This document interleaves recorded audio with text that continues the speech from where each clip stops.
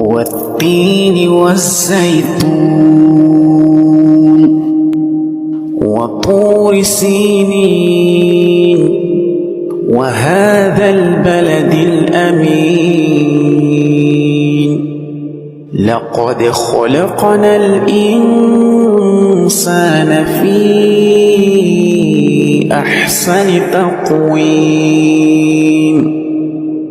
ثم رددناه أسفل سافلين إلا الذين آمنوا وعملوا الصالحات فلهم أجر غير ممنون فما يكذبك بعد بالدين أليس الله بأحكم الحاكمين